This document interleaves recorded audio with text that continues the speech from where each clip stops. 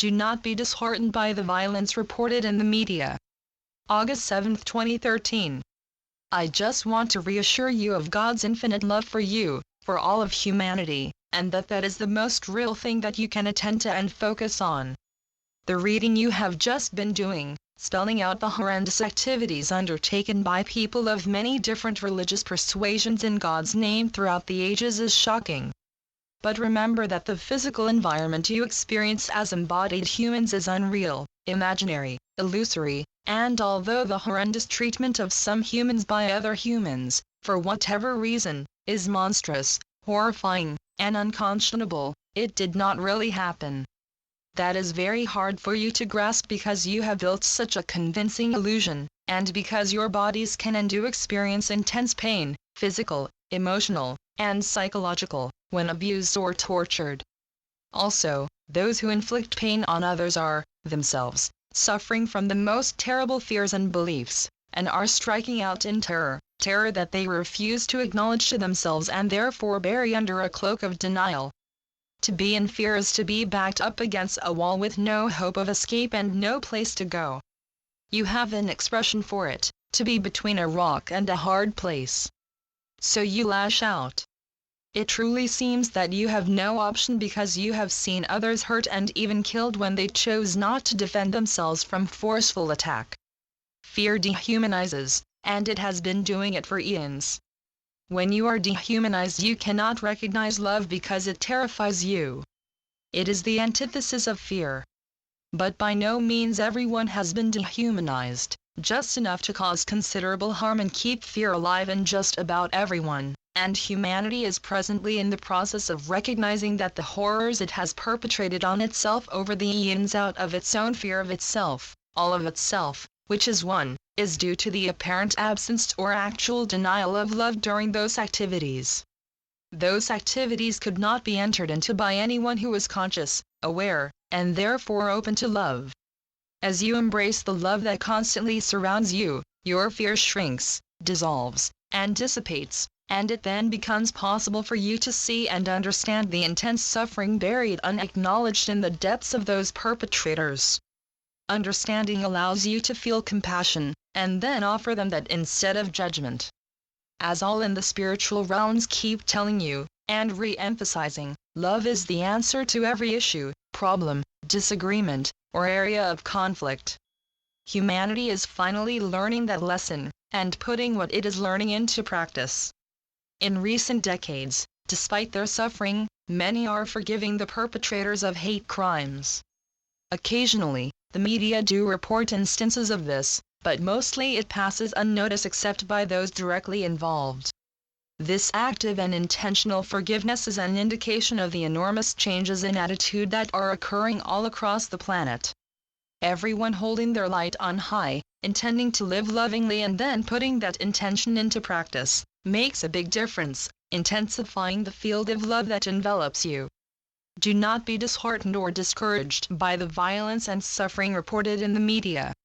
Instead, remind yourselves that the time for fear-driven ways of living are at an end, and send love and compassion to anyone or any situation of which you become aware, and in which suffering, by victims or perpetrators, no matter how caused, is being experienced.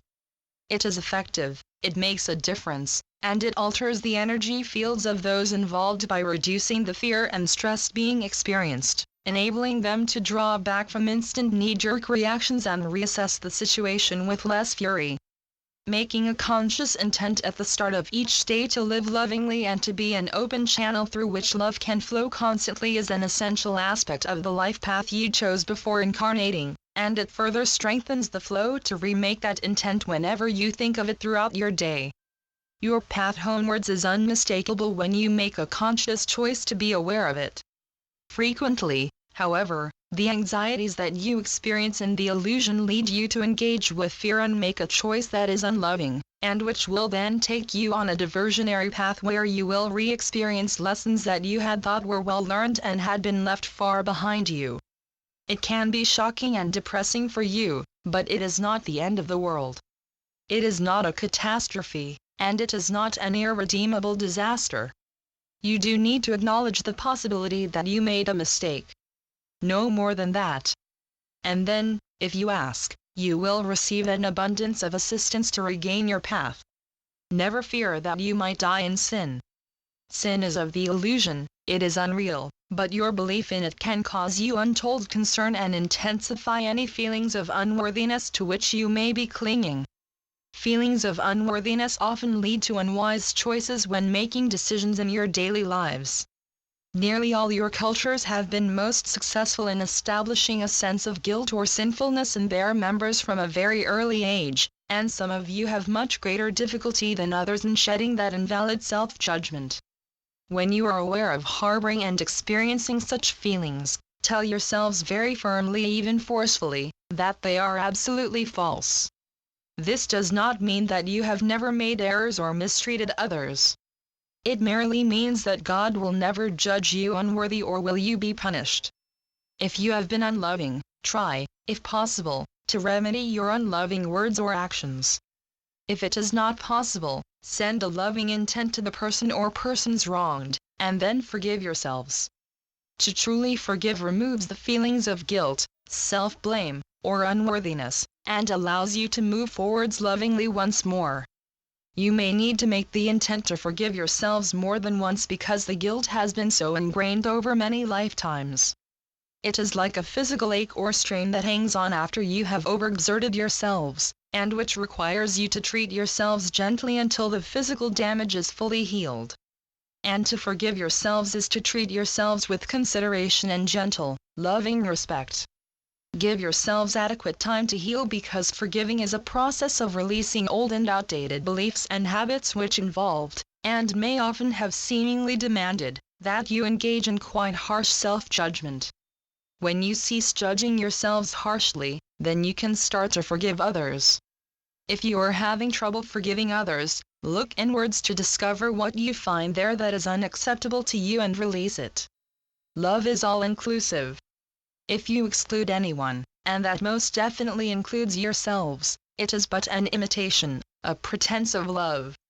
When you are having difficulty with self-acceptance and with letting go of self-judgment, remind yourselves that God loves you unconditionally in every moment, and if that is the case, as it most certainly is, then you have absolutely no valid reason for not accepting yourselves just as you are, perfect children of God.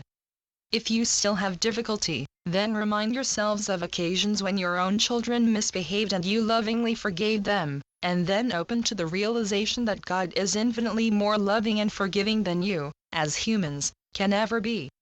Your loving brother, Jesus. John Smallman 2.wordpress.com